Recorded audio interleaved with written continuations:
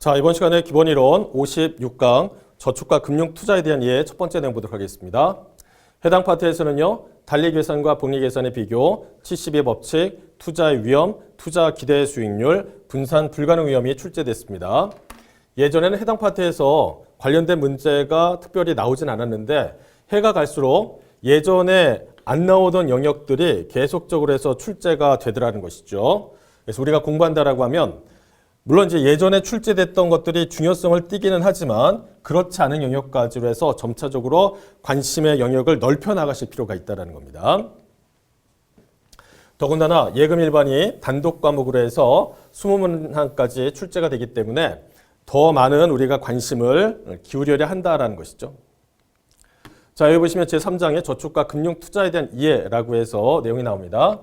일단 이제 저축과 투자 관련했을 때 개념 설명이 제시되어 있는데 저축이 뭐냐라는 거예요. 현재 소비를 갖다가 포기한다라는 거죠. 소비라고 했을 때 그 시점에 따라서 지금 당장 쓰는 경우와 먼 미래에 쓰겠다라고 하는 경우도 있다라는 겁니다. 그런데 이제 여기에 나와 있는 소비 이렇게 표현하는 경우도 있고 아니면 얘를 갖다가 미래 소득 이런 식으로 해서 언급하기도 합니다.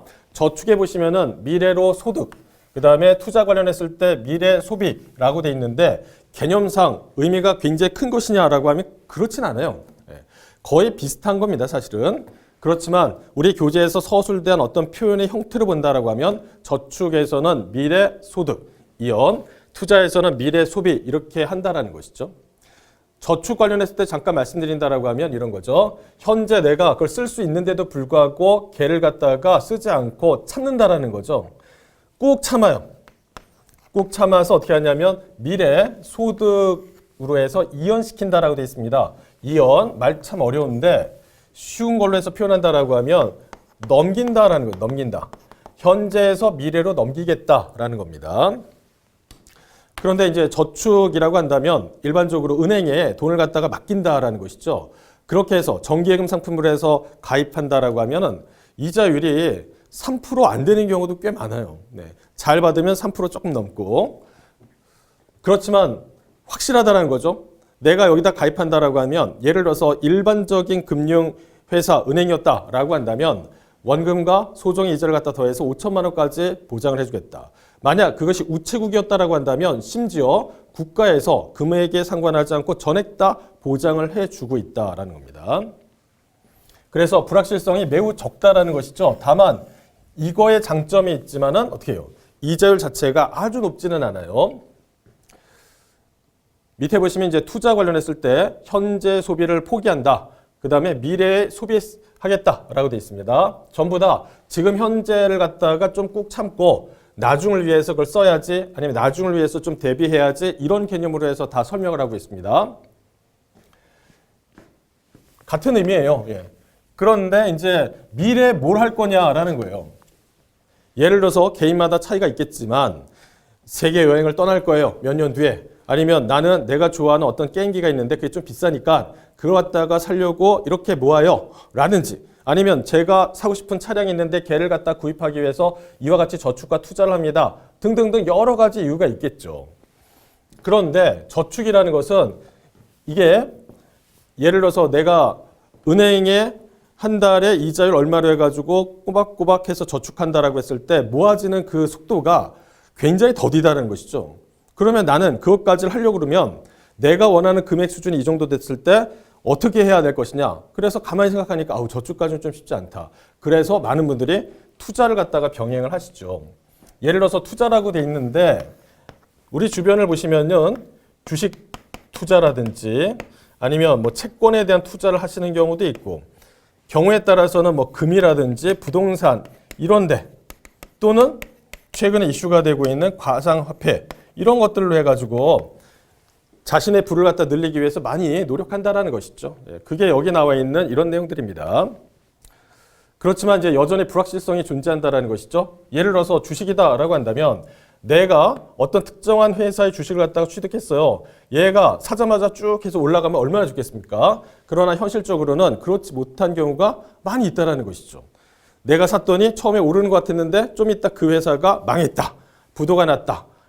뭐 이런 식으로 해서 그래서 불확실성이 존재한다. 원금에 대한 손실 가능성이 있다라고 되어 있습니다. 제가 예를 들어서 100만 원 투자를 했었어요. 주식으로 해서. 근데 이게 점차적으로 해서 금액이 계속 떨어지더라는 거죠. 뭐 70만 원 됐다가 나중에 30만 원 됐다가 결국은 휴지 조각이 돼버렸다. 그런 것들이 있습니다. 따라서 그런 것들에 대한 리스크가 있다라는 거죠. 수익의 규모를 갖다가 예측하는 게 저축에 비해서는 상당히 어려운 부분이 있다라는 겁니다. 그러면서 이제 우리 교재를 갖다 살펴보시면은 57에서 58페이지 사이에 여러 가지 내용들이 거기에 제시가 되고 있다라는 거죠. 내용 보시면은 표 3-1에 금리 수준별로 해서 30년 후에 5억을 갖다 모으기 위해서 필요한 월 저축액이 얼마냐. 금리 수준에 따라서 월 얼마씩 저축해야 되는지 금액이 쭉 나와 있죠. 그러면 뭐 1%로 했을 때부터 시작해서 맨 끝에 12%까지 보시면은 금액적인 차이가 있어요. 아하, 그러니까 알 수 있는 게 뭐냐라고 하면 우리가 이자율이 높으면 높을수록 내가 월 저축액이 어떻게 되냐면 점점 작아진다는 것이죠. 뒤에 보시면 표 3-2라고 해서 원금 5억 원을 20년간 매월 일정 금액으로 해서 인출했다라고 했을 때 금리 수준별로 해서 인출 가능한 금액이 어느 정도 되느냐라는 거예요.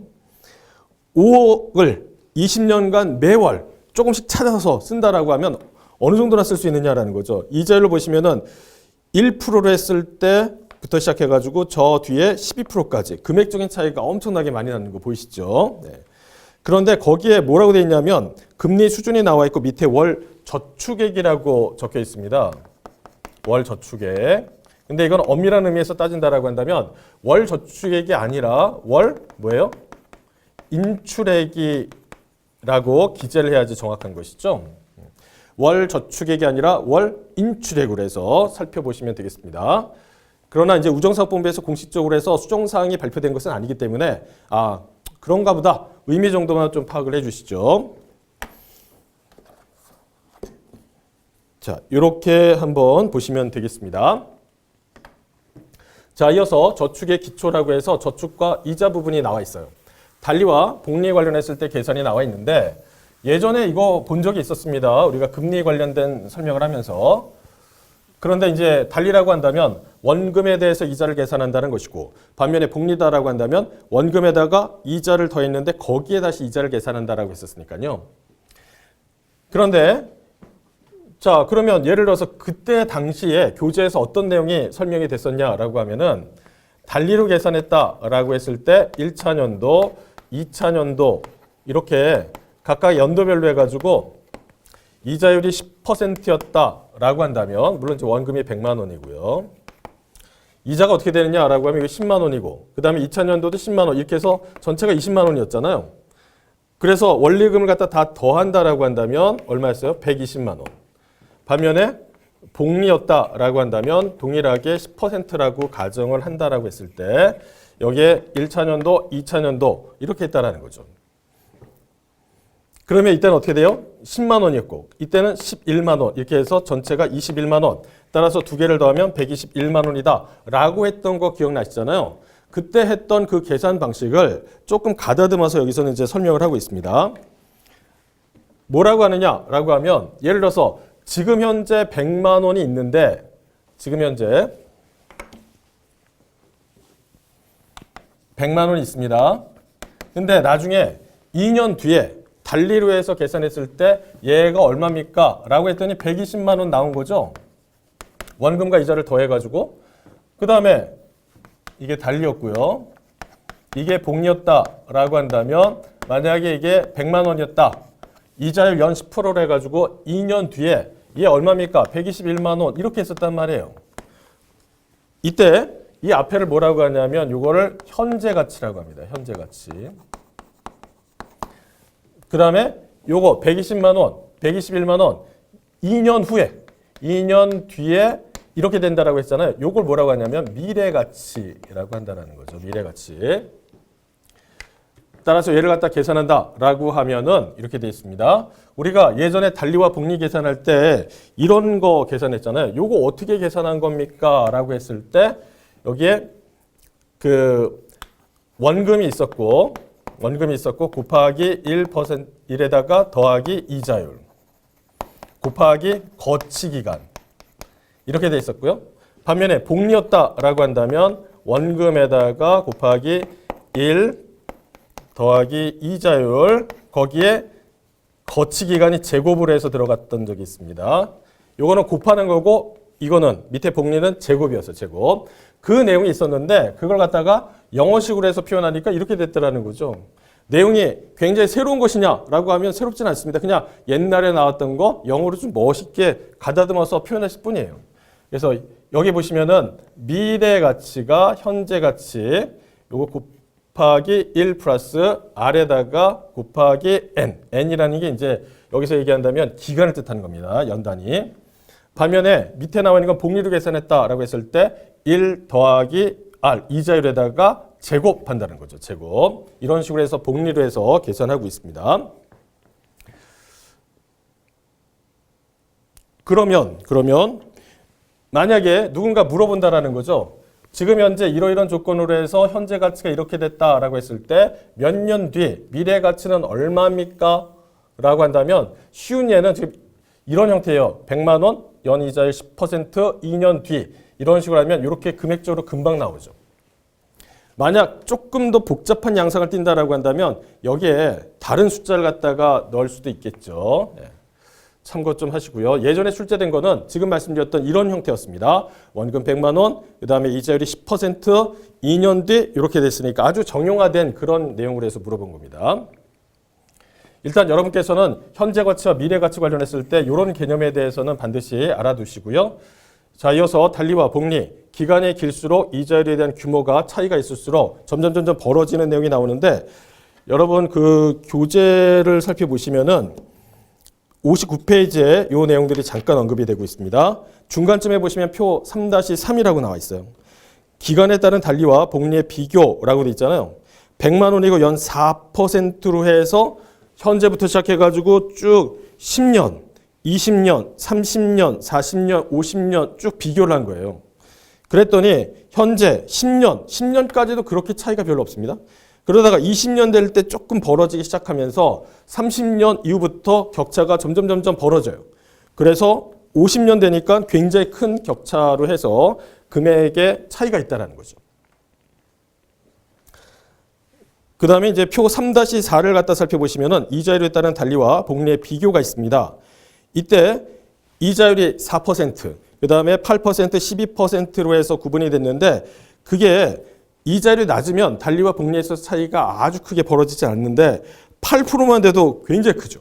그 다음에 12% 되니까 무지막지하게 차이가 나더라는 것입니다. 이제 그런 개념, 달리와 복리에 관련했을 때 기간이 길수록 이자율이 어떻게 규모가 차이가 있을수록 더 커지는구나. 이런 것들 잠깐 보시고요. 그 다음에 72 법칙이라고 해서 내용이 나옵니다. 이거는 뭐냐라고 하면 원금의 2배가 되는 시기를 갖다가 아주 극적으로 해서 보여준다라고 생각하시면 좋을 것 같습니다. 여기에 이렇게 돼 있단 말이에요. 100만 원 연 5% 복리 상품을 해서 예치한다. 누군가 찾아왔어요. 제가 여윳돈 100만 원이 있다라는 거죠. 그래서 이거 연 5% 복리 상품에 예치한다라고 했을 때 보통 사람들이 이거 뭐 구체적으로 해서 얼마의 수익이 나는 게 어떻게 되냐 이렇게 물어보기보다는 그냥 대략적으로 100만 원인데 200만 원 되려면 얼마나 걸릴까요? 이렇게 물어보는 경우가 있다는 겁니다. 그러면 아주 극적으로 해서 이런 상황이었다라고 한다면 원금의 2배 200만 원이 되는 시기가 다음과 같이 계산될 수가 있다라는 것이죠. 그래서 72를 갖다가 5로 해가지고 나눕니다. 그랬더니 14.4년이 걸린다라는 거죠. 자, 이렇게 보여주면서 그냥 끝나는 게 아니에요. 왜냐하면 자, 이 100만 원이 200만 원 되기 위해서 지금 현재 이자율 구조에서는 몇 년이 걸린다는 거예요? 14년이 넘는다는 거예요. 그러면 대부분 이걸 딱 받아봤을 때 어떤 생각이 드냐면 너무 많이 걸리는 거 아니냐. 야, 그래도 100만 원? 그래도 이자율 5%인데 와, 이 정도 걸린단 말이야? 그러면 어떻게 하겠어요? 여기서 끝나지 않고 그러니까 이걸 이제 단순하게 저축만 한다라는 거는 이런 좀 한계가 있다라는 거죠. 만약에 좀 더 빠르게 지금 100만 원에서 200만 원 만들려고 한다라고 한다면 우리 여기 이제 금융회사가 운영하고 있는 이러이런 상품, 저런 상품 이렇게 해서 안내하면서 조금 더 이제 공격적으로 해서 이러이러한 상품에 투자하시는 건 어떠냐라고 이제 할 수 있는 그런 어떤 단초를 제공한다는 것이죠. 그 다음에 이게 단순하게 기간만 제시하느냐? 그렇지 않습니다. 예를 들어서 금리 수준까지도 확인된다라는 거죠. 만약에 10년 안에 원금의 2배가 되기 위해서는 금리가 어느 정도까지 돼야 되느냐라는 거죠. 그래서 72를 갖다가 여기에 10년으로 한다라고 하면 연 7.2%로 해서 해야 된다라는 겁니다. 그러면 10년? 그러면 이 정도 되려고 그러면 지금 현재 항상 이런 얘기가 뒤따라오겠죠. 은행에 맡겨봐야 정기예금 상품에 해봐야 3%도 안 된다. 3% 가까스로 넘는다. 그러니까 이 정도까지 하려고 그러면 보다 이러이런 상품을 해서 투자하시는 게 더 바람직하겠다. 원래 목표한 바가 있으시잖아요. 그러면 그 목표를 달성하기 위해서는 이러이런 수단들을 갖다 좀 동원해야 된다라고 얘기한다는 거죠. 그래서 편의상 여기에 이제 금리를 갖다가 A라고 하고 그 다음에 시기, 연을 갖다가 이걸 B라고 한다라고 하면 72A는 B가 나온다는 거죠. 그러면 얘와 얘는 서로 바꿀 수 있는 거죠. 수학적으로 보면. 어떤 의미인지 아시겠죠? 얘와 얘를 바꿀 수 있습니까? 가능하죠. 이런 식으로 가능합니다. 그래서 여기에 보시면은 72로 해가지고 금리로 나눌 수도 있고 72로 해가지고 여기에 10년 해가지고 여기에 있는 금리 수준을 갖다가 계산하는 게 가능합니다. 그래서 여기에 나와 있는 의미는 파악하실 필요가 있습니다. 예전에 시험 문제를 해서 출제된 내용이 있었거든요.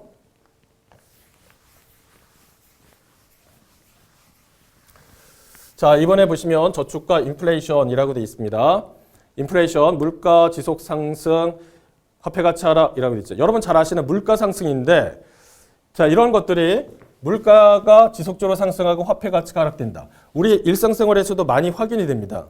예를 들어서 우리가 어떤 음식을 갖다가 예전에는 뭐 짜장면이라고 한다면 한 그릇에 뭐 2,000원, 3,000원, 뭐 3,000원, 4,000원 이렇게 저렴하게 먹었을 때가 있었는데 최근 들어서는 어떻게 돼요? 가격이 많이 올랐죠. 뭐 한 8,000원 기본으로 돼 있고 심하면은 그 이상으로 해서 받는 데도 있으니까.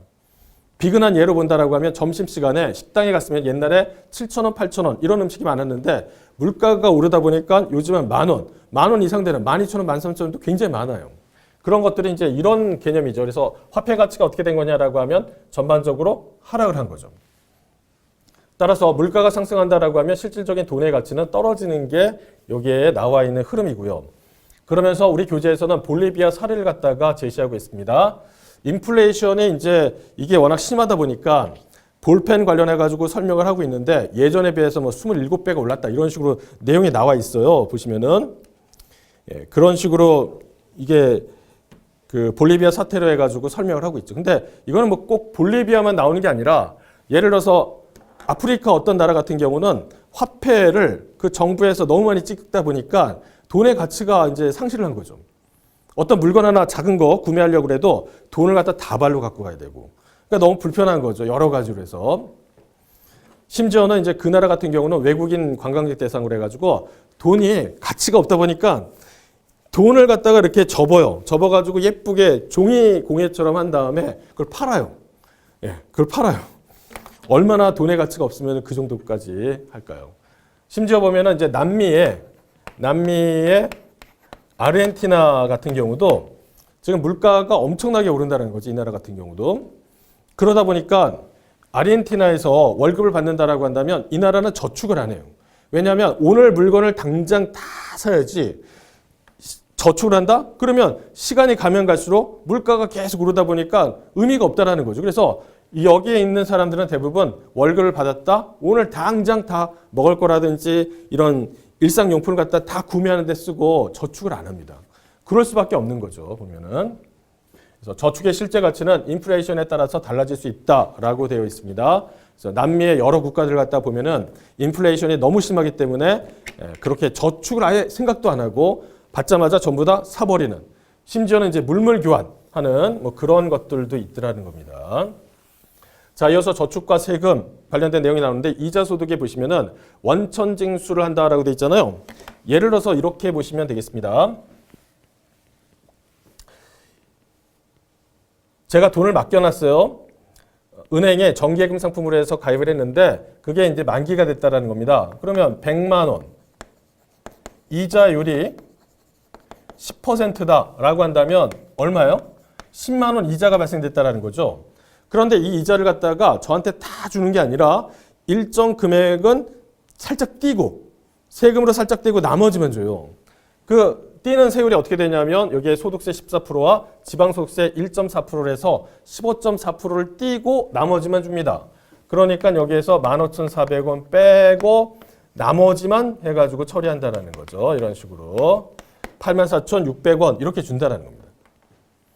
그러면 나중에 저 뒤에 가시면은 금융소득에 대한 종합과세라든지 그다음에 그냥 종합과세라고 해서 여러 가지 내용들이 나와요.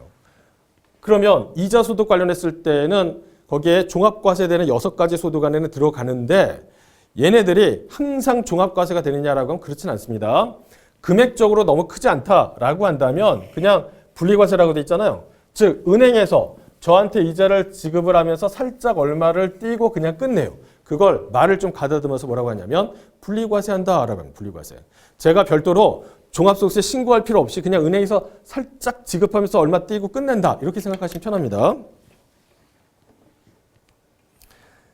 그 다음에 비과세, 낮은 세율로 해서 원천 징수되는 상품들이 있다라고 돼 있잖아요. 요거 잠깐 보완해서 말씀드린다라고 하면 아니 그러면 이자 관련했을 땐 전부 다 누구나 그런 식으로 해서 은행에서 얼마 지급하면서 살짝 떼고 끝나느냐? 그런 사람도 있고 안 그런 사람도 있어요. 안 그런 사람은 어떠냐? 이자를 지급할 때 얼마 살짝을 띄긴 띄는데 내년 5월 달에 종합소득세 신고를 할 때 그걸 갖다 통보를 해줍니다. 야, 당신이 이자나 배당을 받은 금액을 다 더해보니 2천만 원 넘어요. 2천만 원 넘으니까 이거 관련했을 때 다른 소득과 합산해서 금융소득에 대한 종합과세 해주세요. 라고 해서 안내를 한단 말이죠. 네. 이거 관련했을 때 자세한 내용은 저 뒤에서 한번 배우도록 하고 일단 여기서는 그냥 간단하게 은행에서 지급하면서 살짝 띄고 그냥 별도의 소득세 신고할 필요 없는 걸 뭐라고 하냐면 분리과세라고 합니다. 비과세, 낮은 세율, 원천징수 상품 등 갖다 이제 가입을 해야 되는 게 유리하죠. 저 입장에서는. 예를 들어서 세금이 전혀 없다? 그러면 띄는 게 없으니까 제가 받는 이자의 규모가 더 커져요. 네. 여기서 보시면은 이자율 10%라고 했을 때 원래는 10만 원인데 요 세금이 있잖아요. 그럼 받는 게 이거지만 만약에 이게 비과세 상품이었다라고 한다면 이게 없어요. 없으니까 10만 원 그대로 다 받는다는 거죠. 또 경우에 따라서는 이제 이자율 자체가 낮은 게 있습니다. 원래는 기본적으로 15.4% 떼야 되는데 좀 낮은 단계의 저율로 해서 세금을 매기는 경우가 있어요. 그런 것들에 대한 투자를 갖다가 저축을 이제 주로 많이 하죠. 그게 전부 이제 세금과 연결된 부분이라고 생각하시면 됩니다. 자, 이어서 투자의 기초라고 돼 있죠. 투자와 투기 두 가지 이제 어떻게 구분이 되느냐라는 건데 투자라는 것은 경제적 가치가 있는 자산의 운용이다. 사회의 경제 발전에 도움이 된다라고 돼 있는데 대략 그냥 개념만. 예를 들어서 어떤 지역이 있어요, 지역이. 근데 여기 지역이 좀 낙후돼 있다라는 겁니다. 그런데 여기에 갑자기 자본이 투입되면서 놀이동산을 만들겠다라는 거죠.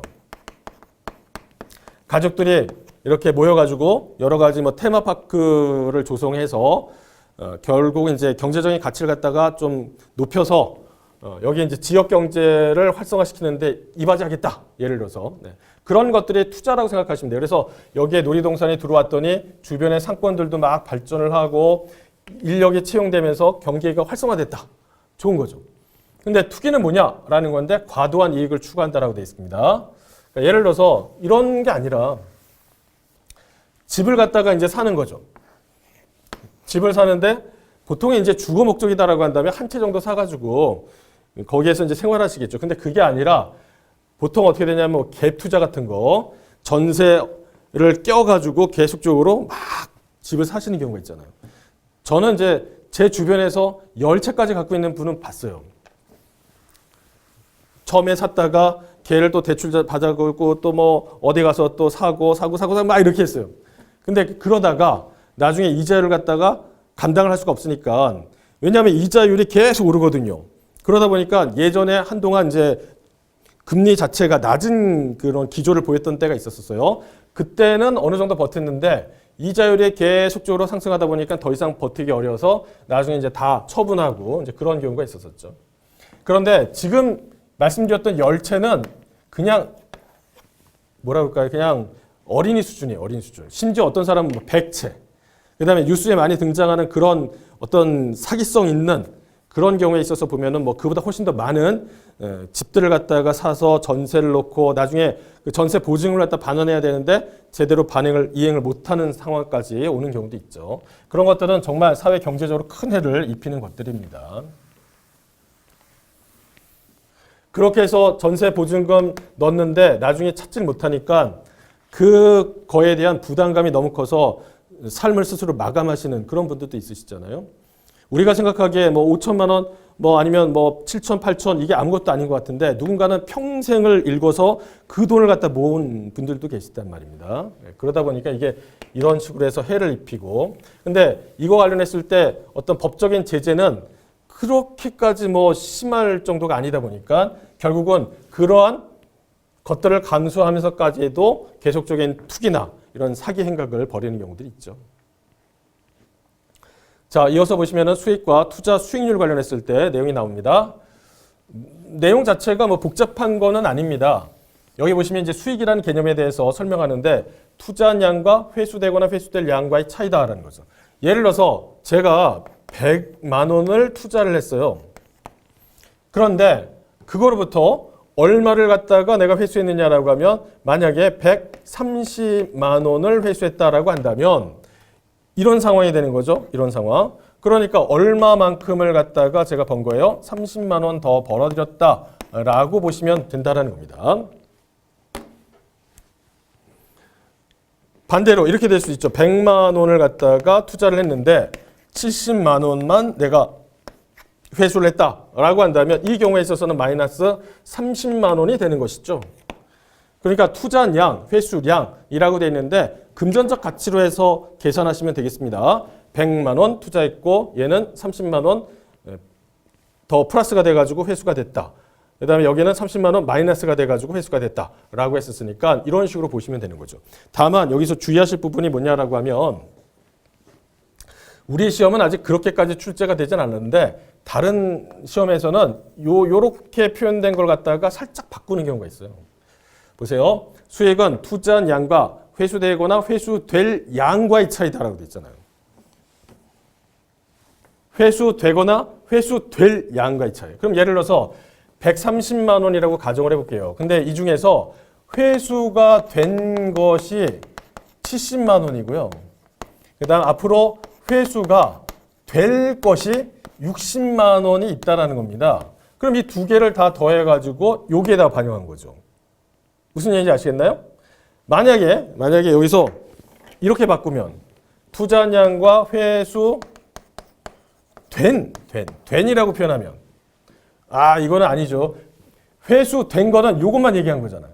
그러면 의미하는 바가 다르죠. 그래서 회수되거나 회수될 양과의 차이라고 되어 있으니까 혹시나 하는 마음에 여기 있는 것들 좀 봐주시면 좋을 것 같아요. 그 다음에 투자 수익률 관련했을 때 내용이 기말 투자 가치에 투자 원금을 빼고요. 투자 원금에다가 곱하기 100을 했을 때 투자 수익률이 나온다라고 되어 있어요. 근데 내용 자체가 복잡한 듯 보이지만 실제 우리가 머릿속에 다 알고 있는 내용이에요. 얘가 공식처럼 등장하는데 그렇지 않다라는 겁니다. 우리 머릿속에 다 있어요. 예를 들어서 제가 100만 원을 갖다가 투자를 했습니다. 그런데 나중에 이게 150만 원이 됐다라는 거예요. 얼마만큼 이익 보신 거예요? 50만 원 번 거잖아요. 그러면 투자 수익률이 얼마라고 얘기할 수 있나요? 계산기 두들기지 않더라도 50%라고 얘기하지 않나요? 우리 머릿속에 다 있는 거예요, 사실은. 그런데 얘를 갖다가 지금 밑에 나와 있는 시처럼 변형해서 쓴다라고 하면 어떻게 되느냐라는 건데 기말의 투자 가치가 얼마예요? 150만 원. 근데 얼마를 갖다 제가 투자를 했었어요? 100만 원. 그 다음에 이걸 갖다가 100만 원으로 해서 나눈다라는 것이죠. 곱하기 100 이렇게 하게 되면 50% 이렇게 나온다는 거예요. 우리가 알고 있는 걸 좀 더 가다듬어서 여기에 식으로 해서 만들어 놨다고 생각하시면 됩니다. 그 다음에 기말 투자 가치라고 해서 내용이 나오는데 투자 기간 중에 발생하는 이자, 배당금, 재투자 전부 다 포함해 가지고 계산하겠다라고 되어 있습니다. 전부 다 포함한다. 그러니까 예를 들어서 이게 만약에 이자였다고 가정을 해볼게요. 제가 100만 원 했는데 어떤 특별한 금융상품에 가입해가지고 50만 원의 이자를 얻었다라고 생각하시면 좀 쉽겠습니다. 어찌됐든 이제 기말 투자 가치를 계산하는 데 있어서 얘를 계산하는 데 있어서 이런 것들 전부 다 집어넣겠대요. 그 다음에 연간 보유 기간에 대한 수익률을 갖다 검토하겠다. 연단위 연율화라고 돼 있죠. 무슨 얘기냐면 A라는 분이 얘기하는 거예요. 내가 3개월 동안에 투자를 했는데 그 3개월 동안에 투자를 해서 한 2%의 어떤 투자 수익률을 냈다. 그 다음에 또 B라는 분이 얘기합니다. 내가 4개월 동안 열심히 투자를 해서 한 1.5%의 이 수익률을 갖다 봤다. 또 C라는 사람이 내가 6개월 동안 열심히 투자를 해서 어떻게 했냐면 3%의 수익률을 갖다 봤다. 마지막으로 D라는 사람이 내가 1년 동안 투자를 해서 여기에 한 4%의 수익을 봤다라고 한다면 이 중에서 누가 제일 잘했을까요? 라고 물어보면 여기 4%네 4%. 여기가 제일 잘했네요. 라고 말하기가 쉽겠어요? 아니죠. 왜냐하면 이 사람들은 짧아요. 3개월, 4개월, 6개월인데도 불구하고 이런 식으로 해서 수익률을 갖다 냈다라는 거죠. 그러면 얘네들의 투자에 대한 어떤 성과를 비교한다라고 한다면 나름의 동일한 기준으로 맞춰서 줄 세워야 되겠죠. 그래서 여기에 지금 1년으로 되어 있으니까 연 단위로 전부 다 바꿉니다. 이걸 연율화라고 해요. 연율화. 연율화를 통해 가지고 줄을 세우면은 누가 잘했는지 비교할 수 있겠죠. 그 얘기 하는 겁니다. 그러면서 우리 교재에서 이제 뭘 설명하냐라고 하면은 이렇게 얘기합니다. 3개월 동안에 원금 100만 원인데 11%로 해가지고 내가 수익을 봤다라는 거죠. 그럴 때 어떻게 계산하느냐라는 겁니다. 그러면 생각해 보세요. 1에서 3, 4에서 6, 7에서 9, 10에서 12 이런 식으로 되어 있잖아요. 자, 이렇게 됐다라고 한다면 내가 이 기간 동안에 11%의 수익을 봤다라는 겁니다. 그러면 1년 동안 어떻게 얘 수익률을 계산하느냐? 연율화해야 된다라고 했잖아요. 그러면 단순히 11%를 곱하기 어떻게 돼요? 3개월 되니까 하나, 둘, 셋, 넷 하니까 4로 하면 44% 되네. 이렇게 계산하냐? 그렇게 안 하겠다는 거예요. 왜냐하면 지금 여기서는 복리를 가정해서 이 내용들을 갖다 계산합니다. 복리. 자, 복리로 계산하기 때문에 여기에다가 4제곱을 해야 된다는 거죠. 4제곱. 그렇게 해서 계산한다라는 겁니다. 그러면 3개월 여기 나와 있는 이 내용은요. 실제 교재는 없습니다. 제가 여기다 풀어 쓴 거예요. 풀어 쓴 거. 3개월 단위로 해서 복리 계산한다라고 하면 연유를 할 때 어떻게 하느냐. 3개월을 1년 동안 보시면 4번 계속 반복되잖아요. 그러니까 여기 n이 4가 됩니다. 첫 3개월 동안에 이렇게 계산해요. 그러면 요게 원금과 이자를 더해가지고 요 금액이 될 텐데 요 금액을 다시 여기다 집어넣은 다음에 1.1을 또 곱해요. 그리고 요게 됐을 때인데 다시 요거에다가 왜? 복리 계산하니까 원금과 이자를 더한 상태로 해서 계산해야 되죠. 또 이런 식으로 해요. 요걸 다시 이렇게 해요. 또 계산해요. 그럼 이 금액이 나온다는 거죠. 이 금액. 이 금액이 계산되니까 51.87%가 된다라는 거죠. 여기에서. 자, 근데 내용을 갖다 살펴보시면은 여기에 마이너스 1을 하라고 돼 있어요. 마이너스 1을 갖다 왜 해야 되느냐라는 건데 여기서 마이너스 1이라는 개념은 이 1이라는 내용이 원금을 뜻하는 거예요. 원금. 예를 들어서 이거 계산해 봤더니 151만 8,070원이잖아요. 그러면 이 중에서 원금이 얼마예요? 100만 원. 100만 원 계산하려고 그러면 거기다 마이너스 1을 해야 돼요. 마이너스 1 곱하기 그 관련된 내용에서. 여기서 100만 원을 뺀다라는 거예요. 100만 원 빼기 위해서 마이너스 1을 한 겁니다. 그러면 순수하게 얼마 본 거예요? 51만 8,070원 이렇게 계산되는 거죠. 그래서 여기 나와 있는 이 내용이 이렇게 된다라고 보시면 되겠습니다. 그렇다면 3개월로 했을 때 몇 번 하는 거예요? 1년에 하나, 둘, 셋, 4번 하니까 4제곱을 해요. 만약에 4개월이면 4개월로 계산한다라고 하면 여기다가 제곱을 3 하겠죠. 만약 6개월로 한다라고 하면 제곱을 2로 하겠죠. 그런 식으로 해서 내용 보시면 됩니다. 이렇게 해가지고 이렇게 되는 거죠. 따라서 만약에 6개월에 수익률 10%였다라고 한다면 이렇게 계산하면 0.21, 즉 21%가 됩니다. 이것도 교재는 없어요. 교재는 없는데 여러분께 응용하는 차원에서 이렇게 된다라고 말씀을 드리는 겁니다. 그래서 3개월, 4개월, 6개월 이것까지 말씀드렸잖아요. 그러면 중요한 건 뭐냐라고 하면 얘를 이해하는 데 있어서 3개월, 4개월, 6개월을 활용한 것 뿐이에요. 그런데 내가 궁금한 점이 마구마구 이 사고가 뻗쳐나가기 시작해. 그래서 5개월이면 어떻게 하느냐. 거기까지 신경 안 쓰셔도 되죠. 거기까지 신경 쓰지 마세요. 그냥 여기 나와 있는 왜 이런 식으로 해서 계산하느냐를 갖다가 이해하는 차원에서 봐주시면 되겠습니다. 그 다음에 수익률 계산할 때 고려할 사항이 뭐냐라는 거죠. 일대 이를 얻기 위해서 발생한 비용을 전부 다 고려하라라는 거예요. 만약에 주식 투자를 한다라고 한다면 거래 수수료가 있을 것이다. 그럼 걔까지 고려해가지고 해야 되겠죠. 그 다음에 부동산 투자를 한다라고 한다면 중개 수수료 이런 부분까지도 고려하라. 물론 이것만 있는 건 아니죠. 그러나 이제 가장 부동산 투자를 할 때, 매각할 때, 처분할 때 가장 일반적으로 해서 발생되는 비용이 뭐냐라고 하면 중개 수수료입니다. 그래서 이렇게 나온 거죠. 주식도 마찬가지. 투자를 했을 때 거기에 따른 거래 수수료 이런 것들이 나옵니다. 그러니까 이제 수익률을 계산한다라고 하면 단순히 내가 얼마 벌었다 이렇게 해서 끝나는 게 아니라 그걸 벌기 위해서 들어간 비용적인 측면이 뭔지를 갖다 생각해 봐야 된다는 거죠. 굉장히 중요합니다. 이런 개념이. 가끔 이제 유튜브 관련했을 때 어떤 내용을 갖다 막 소개를 해요. 그래서 당신 얼마 법니까? 그랬더니 제가 한 달에 1,000만 원 그냥 벌죠. 라고 해요. 근데 주의하실 것은 이 1,000만 원이 순수한 이익 개념의 1,000만 원이냐? 아니면 전체 총 매출액을 뜻하는 거냐? 잘 생각해 보셔야 돼요. 전체 총 매출이 1,000만 원이다라고 한다면 그 매출을 일으키기 위해서 여러 가지 비용이 발생되니까 그걸 다 빼야 돼요. 그래야지 내가 순수하게 가져가는 게 계산되죠.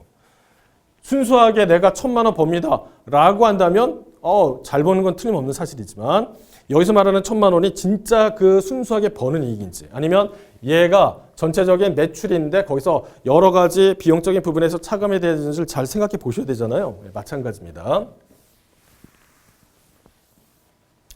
자, 이어서 거래 비용을 제외한 나머지가 실질적인 투자 수익이 되므로 거래 횟수가 비용 대비 수익이 낮아지게 되어 장기 투자가 유리하게 된다. 이거 무슨 얘기냐면 제가 예를 들어서 땡땡 상사 주식이 있는데 얘를 10만 원에 샀어요. 근데 계속 오르다 보니까 나중에 물론 이제 중간에 뭐 왔다 갔다 이렇게 해야겠죠. 근데 나중에 이제 100만 원에 팔았어요. 100만 원에. 그런데 10만 원에 사서 100만 원에 팔았다라고 했을 때 제가 단 한 번, 이때 한 번 사가지고 이때 딱 해가지고 한 번에 딱 처분했다. 이런 경우도 있겠지만 두 번째 케이스는 그렇지 않고요. 10만 원에 샀다가 샀다 팔았다 해. 그래서 20만 원까지 또 샀다 팔았다 10만 원, 20만 원, 30만 원 쭉 해서 100만 원 될 때까지 제가 한 30번, 30번 정도로 해가지고 계속 샀다 팔았다 이렇게 했다는 거죠. 그러면 어찌됐든 나중에 도달하는 거는 둘 다 100만 원 이렇게 됐다라고 했을 때 둘 중에 누가 더 수익이 좋겠어요? 누가 더 수익이 좋겠어요? 이 사람이 더 좋다는 거죠. 왜냐하면 이 사람은 단 한 차례 매각하면서 처분하면서 관련된 수수료를 냈을 뿐이에요. 근데 이 사람은 샀다 팔았다 하면서 30번 냈다라는 거죠. 그러다 보면 이게 이제 금액들로 비교한다라고 했을 때 똑같은 여기까지 도달했지만 중간에 샀다 팔았다 30번 했으면은 30회의 어떤 그 수수료가 발생됐으니까 두 가지를 비교한다라고 하면 이게 더 높은 수익을 갖다가 나타내게 된다는 겁니다.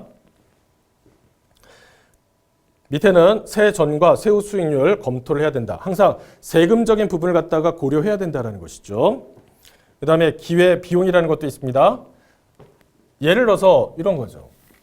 기회 비용이 거창하게 설명되지 않더라도 만약에 여기 A라는 분이 계신데 주유소를 갖다가 이제 사업을 시작했어요. 주유소 여기 이제 여러 가지 설비 갖추는데 또 그다음에 땅 뭐 이것저것 해가지고 10억 원 정도가 들어갔다는 겁니다. 10억 원. 그래서 어떻게 했냐면 이 주유소를 운영을 했어요. 장사가 그렇게 썩 잘 되지 않다 보니까 직원들도 이제 좀 내보내고 결과적으로 어떻게 했냐면 A 이분이 여기에서 숙식을 하면서 뭐 일을 계속 보는 거예요. 24시간 계속 여기 이제 대기하고 막 그렇게 한다는 겁니다. 그렇게 해서 예를 들어서 예를 들어 가지고 500을 벌었어요. 500만 원을 벌었어요. 그러면 과연 이분 입장에서는 이게 투자가 잘 된 겁니까? 500 아니고 한 400을 벌었다고 가정할게요. 400을 벌었다. 이분 입장에서 과연 투자를 잘한 것이냐라고 하면 좀 고개가 갸우뚱한다라는 거죠. 왜냐?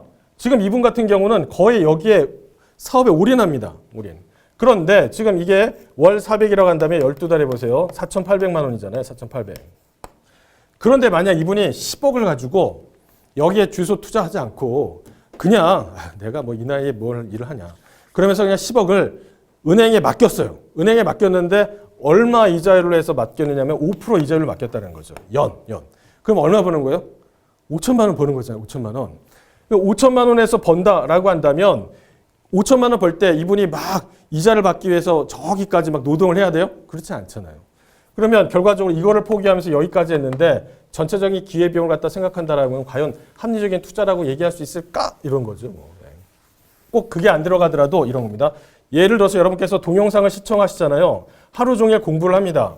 그런데 내가 그렇지 않고 어디 가서 일을 한다, 알바를 갖다 한다라고 했을 때 하루에 10만 원을 벌 수 있다는 거죠.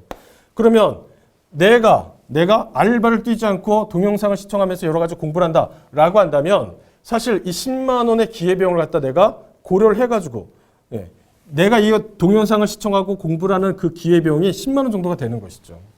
그런 개념이 이런 거라고 생각하시면 되겠습니다.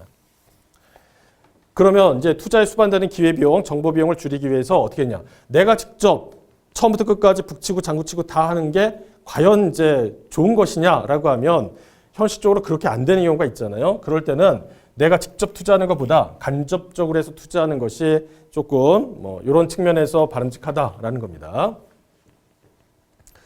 그 다음에 이제 여기 나와 있는 전반적인 내용은 시험 목적상 그냥 엄청 중요하다. 그렇게 보기는 좀 어렵습니다. 자, 이어서 투자 위험이라고 되어 있습니다. 우리말로 해서 위험이라고 한다면 그냥 똑같은 내용인데 영어로 해서 리스크와 덴저라고 한다면 의미상 좀 차이가 있다라고 합니다. 리스크는 뭐냐라고 하면 부정적 상황 및 긍정적 가능성을 전부 다 그 안에 포함하고 있어요. 예를 들어서 환 리스크다라고 한다면 환율에 대한 위험이잖아요. 그런데 이 환율이라는 게 내가 어떤 그 외화 자산을 갖고 있습니다. 그러면 이게 오를 수도 있고 내릴 수도 있잖아요. 물론 내리는 게 나한테 불리하지만 언제나 내리든가요? 그렇진 않잖아요. 얘 같은 경우 어떻게 되냐면 오르는 경우도 있습니다. 그러니까 내릴 수도 있고 오를 수도 있어요. 그래서 이런 것들을 갖다 리스크라고 얘기합니다. 언제나 나쁜 결과만 나오는 게 아니라 좋을 수도 있고 나쁠 수도 있다는 겁니다. 반면에 덴저라고 한다면 부정적인 결과만 나타나는 거죠. 그러니까 예를 들어서 주로 보험사고에서 보장이 되는 것들이 이 범위 안에 들어간다고 생각하시면 됩니다. 제가 교통사고를 당했어요. 교통사고를 당했다라고 한다면 제가 그로 인해서 피해를 입었다. 그거는 부정적인 결과만 나오는 거죠. 그래서 그런 것들을 대비하기 위해서 뭘 가입해요? 보험에 가입하는 그런 경우들이 있다는 겁니다. 어찌됐든 이제 투자 위험 관련했을 때 리스크와 덴저 관련했을 때 개념은 좀 우리가 수업 목적상 구분할 필요가 있는 것이고요. 자, 이어서 투자 수익률과 리스크의 관계라고 해서 설명을 하고 있습니다. 투자라고 되어 있어요. 언제나 투자라는 것은 불확실성이 내표하고 있습니다. 그러니까 제가 만약에 주식을 샀다라고 한다면 그 주식이 항상 오를 거라고 얘기할 수가 없다라는 거죠. 얘가 오를 수도 있고 내릴 수도 있고 요동을 칠 수도 있고 잘 몰라요. 그러니까 그러한 불확실성이 있다. 그 다음에 리스크가 수반이 된다. 그러니까 리스크라는 게 부정적인 것뿐만 아니라 긍정적인 것도 포함한다라고 했었잖아요. 그러니까 오를 수도 있고 내릴 수도 있어요. 그로 인해서 투자 수익의 변동폭이 큽니다. 일반적인 저축보다 훨씬 변동폭이 커요. 어떤 주식 같은 경우는 예를 들어서 뭐 투자를 잘했더니 나 이렇게 성공했어요. 막 얘기 들어보면 어떤 주식을 샀어요. 한 1년 정도 기다리고 있는데 그게 갑자기 막 뛰는 거예요. 뭐 10배, 20배까지. 근데 반대의 경우도 있죠. 어떤 주식을 샀는데 불과 산지 3개월 이내에 갑자기 그 회사가 꼬꾸라지면서 휴지 조각이 된 경우도 있으니까 이렇게 변동폭이 크기 때문에 위험도 크고 그에 따른 수익도 크다라고 보시면 되겠습니다. 그러면서 주식 투자 관련했을 때 저축보다 높은 수익을 기대를 하죠. 그런데 그게 늘 보장되는 게 아니다라는 겁니다. 그러면서 기대 수익률 해가지고 내용을 설명하고 있죠. 말 그대로 수익률을 갖다가 기대하는 거예요. 이쯤 했으면 좋겠다. 어떤 자산을 현재 가격으로 해서 매입했을 때 평균적으로 예상되는 수익률을 의미한다. 얘는 실현된 게 아니라 자 이렇게 해서 투자를 했을 때 나중에 얼마 정도로 해서 될 것 같다라는 거죠. 그냥 평균적으로 이 정도쯤 예상해라는 게 기대 수익률 이렇게 생각하시면 되겠습니다. 실제 실현된 건 아니고요. 그래서 대부분의 사람들이 뭔가 투자를 할 때 확실하게 이렇게 된다는 얘기는 안 하잖아요. 그러니까 이쯤 하면은 보통은 뭐 평균적으로 이 정도 버셨었어요 라고 해서 그걸 갖다 우리가 기대 수익률로 한다라는 거죠. 그러면 이런 기대 수익률 이게 어느 정도 높아야지만 투자자 입장에서는 내가 여러 가지 리스크를 감당하면서도 그래요. 이 정도면 내가 할 수 있어 라고 하면서 투자를 하게 된다는 거죠. 그리고 나온 게 뭐냐라고 하면 기대 수익률은 어떻게 계산되느냐. 요거는 이제 소목적상 여기 나온 거는 기억하셔야 되겠습니다. 무위험 수익률에다가 리스크 프리미엄을 더한다라고 돼 있어요. 그러면 여기서 무위험 수익률이라는 게 뭐냐라는 건데 리스크가 전혀 없는 상태라고 돼 있습니다. 가장 대표적인 게 뭐냐라고 하면 은행에 정기예금 상품에 가입한 거예요. 예를 들어서 만약에 이제 예금자 보호법에 따라 가지고 원금과 소정의 이자를 더해서 5천만 원까지다라고 한다면 그 범위 내에서 제가 어느 땡땡 은행에 그걸 드러났어요. 예치해놨습니다. 그러면 그거는 리스크가 전혀 없죠. 전혀 없습니다. 심지어 우체국에 맡겼다라고 한다면 금액 상관하지 않고 내가 맡긴 건 전부 다 국가에서 지급을 보장합니다. 그런 것들이 무위험 수익률이라는 것이죠. 리스크가 전혀 없는. 반면에 리스크 프리미엄이다라고 했으면 리스크에 대한 보상으로 해서 증가되는 기대 수익률이다라고 돼 있어요.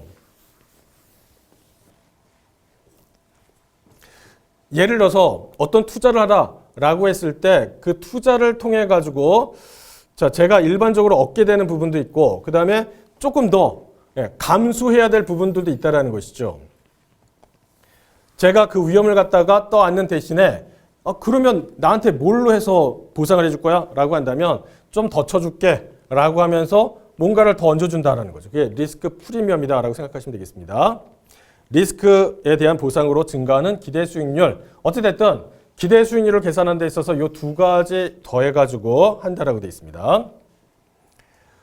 그러면서 밑에 보시면 각자의 투자 목적과 리스크 선호도에 따라서 어떤 사람은 이런 리스크를 갖다가 나름 그냥 선호하는 사람도 있어요. 아니면 지극히 회피적인 성향을 보이는 사람이 있고요. 나는 그런 투자는 아주 진절머리야. 나는 절대로 그런 데 투자 안 해. 나는 오직 이런 은행에만 맡길 거야. 이런 분들도 계시거든요.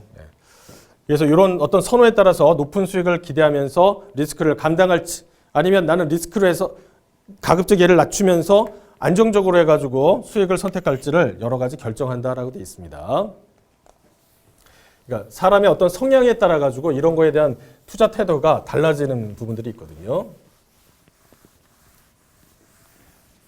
그러니까 예를 들어 저같이 이제 간이 작은 사람은 뭔가 그렇게 큰 수익을 본다라고 했을 때 물론 거기에 따라서 이익도 크지만 내가 떠안아야 될 위험도 적지 않다라는 거죠.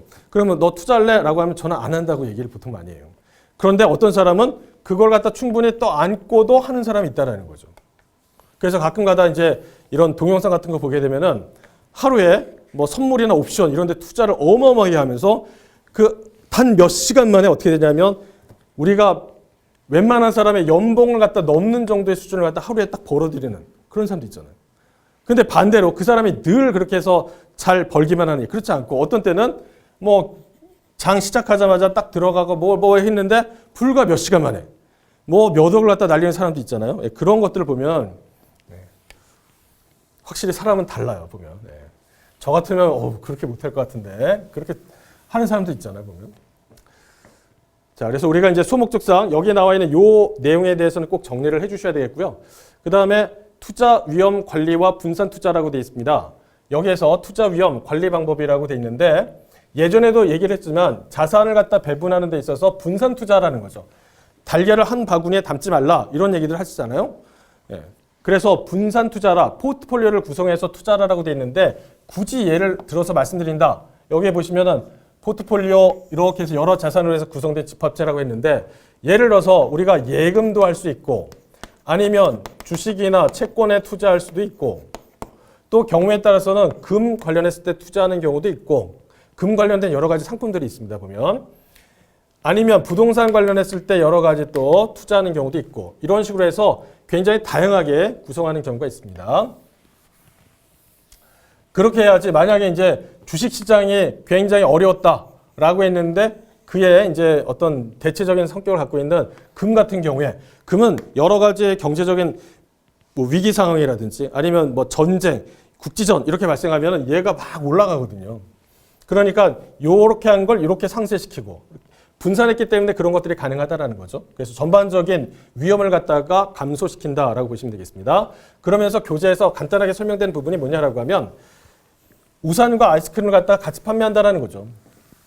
원래 일반적으로 아이스크림은 해가 쨍쨍 그런 날에 많이 팔릴 것이고 반면에 흐린 날씨, 비 오는 날씨로 하면은 우산이 팔릴 거다. 근데 만약에 제가 우산 없이 아이스크림만 판매한다라고 한다면 늘 날씨가 좋기를 갖다가 기대할 거 아닙니까? 근데 안 그런 때도 있으니까.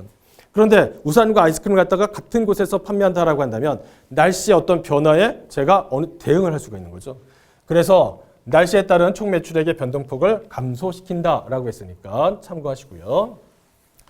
그러면서 이 위험의 크기, 그 다음에 투자 대상 수에 따라서 이렇게 그림이 그려져 있습니다. 가만히 보시면은 투자 대상의 수가 많으면 많을수록 위험의 크기가 어떻게 되냐면 점차적으로 감소한다는 거죠. 예를 들어서 제가 번 걸 갖다 무조건 그냥 예금에만 몰빵을 했다라는 겁니다. 그런데 그렇게 하지 않고 주식, 채권, 뭐 금 관련된 상품 이런 식으로 해서 점차적으로 그 수를 늘려나갔어요. 그랬더니 위험이 이런 식으로 해서 줄어들더라는 거죠. 그런데 투자 대상 수 이게 늘어갈수록 전반적인 그래프는 점차적으로 이렇게 해서 우하향을 하잖아요. 이렇게. 그런데 어느 정도 가면 여기에서 더 이상 내려가지가 않아요. 이렇게 내려가지 않는 영역, 얘네들을 뭐라고 하냐면 분산 투자하더라도 위험을 줄일 수 없는 구간이라고 합니다. 얘네들을 체계적 위험이라고 합니다. 체계적 위험. 위험 자체가 체계적으로 되어 있기 때문에 더 뚫고 내려갈 수가 없어요. 그런데 여기 비체계적 위험 같은 경우는 말 그대로 체계적이지가 않기 때문에 여기 나와 있는 것처럼 투자 대상 수를 갖다가 늘리면 늘릴수록 위험의 크기를 갖다가 점차적으로 줄일 수 있다라고 되어 있습니다. 그러면서 예전에 시험 문제로 해서 뭐가 나왔냐면 비체계적 위험, 그 다음에 체계적 위험, 요 관련했을 때 문제로 해서 출제가 됐었습니다. 보시면은 분산을 통해서 위험을 갖다 좀 줄일 수 있다라는 게 비체계적 위험. 이 얘기죠. 그 다음에 체계적 위험이라는 것은 분산을 하더라도 불가능한, 줄어들지 않는 위험이에요. 분산 투자로 줄일 수 없는 위험이다라고 해서 체계적 위험이다라고 보시고요. 그러면 각각의 어떤 사례가 여기에 있는지도 확인할 필요가 있는데 경영자 횡령, 그 다음에 산업재, 근로자 파업 등 이런 특정 기업, 그 다음에 사업의 가치에만 고유하게 미친다라고 한다면 얘는 자산을 갖다가 분산하면 그런 것들을 피할 수 있다라는 거죠. 그러나 세계 경제가 전반적으로 위기에 빠졌다, 천재지변이 발생됐다, 전쟁 이런 것들이다라고 한다면 모든 자산 투자 대상의 가치에 다 영향을 미치기 때문에 분산 투자를 하더라도 위험을 갖다 줄이기가 어렵다라는 겁니다. 그래서 여러분 수업 목적상 보시면은 비체계적 위험에 있어서 어떠한 사례가 그러한지 여기에 나와 있는 것처럼 체계적 위험의 어떤 사례 그리고 분산이 어떻게 했을 때 얘가 위험이 줄어드는 거냐 아니면 줄어들 수 있는 거냐 이렇게 두 가지 비교하셔서 관련된 내용 갖다가 보셔야 되겠습니다. 자, 이번 시간에 봤던 주요 내용에 대해서 말씀드린다라고 하면 단리와 복리 계산하는 데 있어서 이해 전반적인, 그 다음에 수익과 투자 수익률을 관련했을 때 계산의 이해, 투자의 위험과 분산 투자, 여기 내용 보시면은 얘와의 관계에서 체계적 위험과 비체계적 위험 등 이렇게 구분하는 거 잘 정리를 해주셔야 되겠습니다. 자, 이번 시간에는 이렇게 내용 갖다 정리하시도록 하고요. 이어서 다음 내용에 대해서는 다음 시간에 또 보도록 하죠. 수고 많으셨습니다.